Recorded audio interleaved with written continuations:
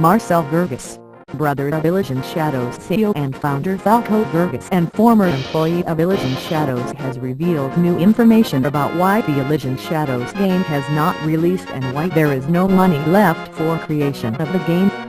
He states that Falco Girgis abuses methamphetamine and spent crowdfunding finances received through Kickstarter on a hair transplant.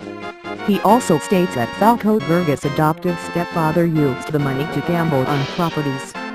These quotes were posted on the elysianshadows.com forums.